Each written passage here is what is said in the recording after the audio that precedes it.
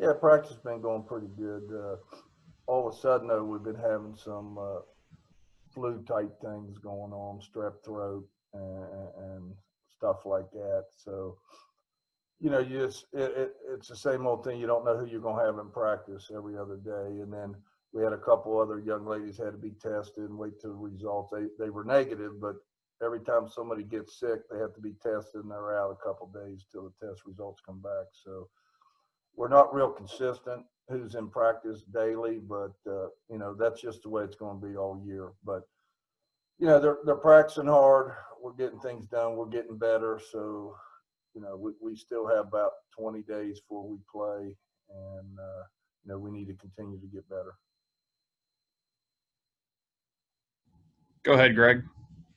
So, Mike, in terms of getting ready to play, schedule-wise, I mean, some. Do you know them all? How hectic has it been trying to put together a schedule in these times? Yeah, it's been hectic, but yeah, you had a couple of schools drop you, and then but our non-conference schedule is complete right now. And Tanner, we should be sending that out, shouldn't we? Yeah, we're almost finished with it. Okay, so we were waiting for one or two contracts to come back, but we should be so our non-conference schedule is over, Greg. We got it done. We do know we open up 27th, 28th against Fresno and LSU is in the Vegas tournament. Those are our first two games. Go ahead, Justin. Starting off the year in Vegas, not a bad place, right?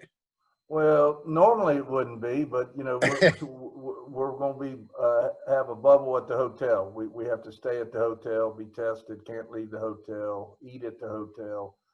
So normally, yeah, that would be a good place to start out at, but it's Vegas is not going to be Vegas on this trip. It's just going to be two games. Hey, was just kind of interested, talking to you from earlier. It sounds like you're going to have much more size, much more depth in the post. So I'm kind of looking at somebody like Rochelle Norris. Obviously her and Blessing played a lot last year. What more can you expect from them this year? And how have they improved their games? Well, I think they're more comfortable right now. They're finishing better in the post. They're sitting down better. They're calm for the ball. They have more confidence. They want the ball more.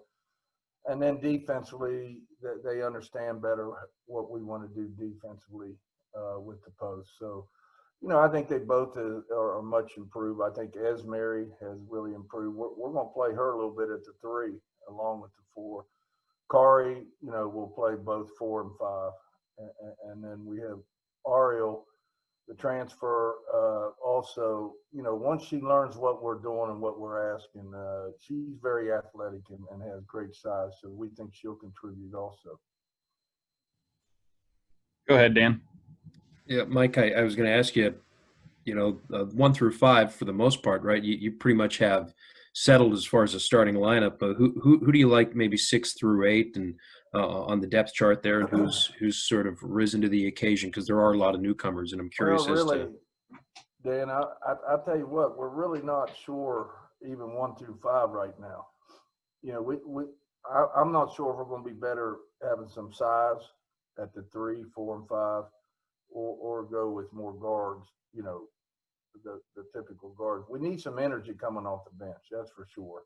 We need somebody who has energy, can score coming off the bench, and we also need a post player come in and give us energy. So, that really hasn't been decided yet. I think there's going to be games. Fresno State, for example, that they start 4 guards and they start a center about 6'1", 6'2". So I don't know if we want to go with size there. We want to go with speed, and because they shoot a lot of threes and run and that type of stuff. So and play a zone. So we'll see. We'll adapt as the year goes on. But the good thing is we have size if we need to go to it, and if we need to go smaller, we have athletes that we can do that with too. Go ahead, Greg. Mike, your thoughts on Carey and how she's progressed. You've talked a lot about her, obviously, over many years, and even playing her some at 3. So how has that worked? And just her play overall and what that means to you? Yeah, she was, once we started working out this summer, she was doing very well. And we had her doing guard skills. We really didn't work her in the post because she needs to continue to do guard skills. Then all of a sudden, she hurt her foot. She had a deep bruise in her heel, and we had to set her out for a while. And now she's still not 100% back. And using her, not using her, and all that. So hopefully, yeah, I think she'll have a great year. Everybody knows how hard she plays and what she does. So we think she'll be fine, but we just got to get that foot healed up. Go ahead, Justin. Hey, Coach, obviously last year defense wasn't really, I can you guys. I mean, you guys were right there among the leaders in points allowed. Offensively, though, I'm sure it was probably something you would like to have seen a little better. So just heading into this year, kind of talk about what you want to accomplish offensively, and obviously you're a defensive guy. So I mean, how much of a concern is offense? Well, it's a lot of concern. We've got to get better offensively. We got to get more efficient. We just was not efficient.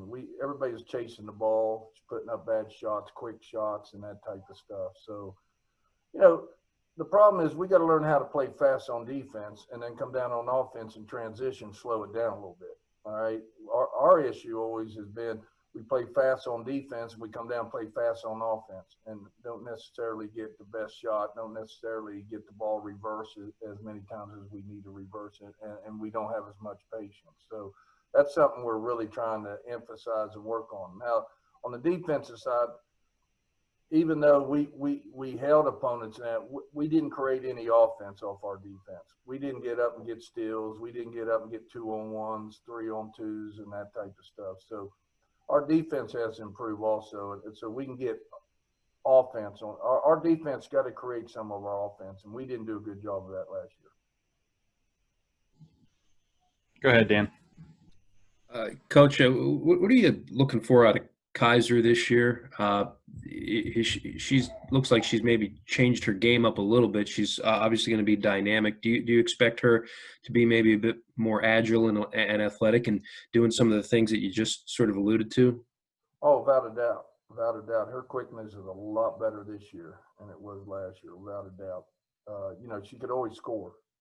But now she's able to play the defense, get up the lanes, guard point guards now, and that type of stuff. So her footwork and quickness is much improved, and I can't see it.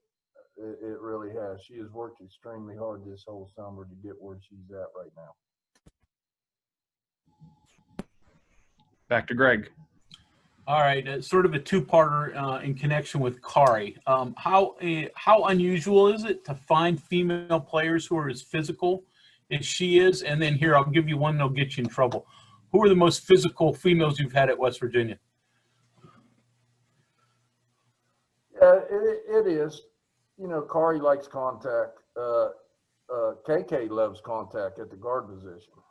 She's another one at the guard position, likes just as much contact as Carey does.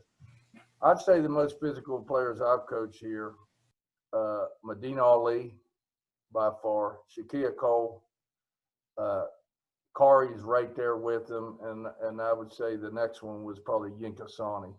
But those are probably the three, the most physical players I've coached since I've been here. Justin, go ahead. Hey, just wondering, is there any update on Carson yet? Has she been cleared? And then also your freshman Gianna, how is she coming along? Yeah, no update on Jasmine. We're still working on it and that, and hopefully we can get it, but we just don't know. That's going to be up to the NCAA. Janet, is a freshman that's trying to learn a couple, we're trying her at the 5 a little bit at the 4, and typical freshman having a hard time to pick up the speed that we play at and a hard time picking up what we do defensively and all that. But she'll continue to get better. It just, sometimes freshmen come in here and it takes them longer to get it. than others, and you know, they just got to get it before they can do what they need to do. Greg, go ahead. So you play in 20 days, but you won't have a scrimmage or any kind of outside competition before then. So how difficult is that? Well, it's difficult, but we've been last couple of days we've been like scrimmaging against the guys.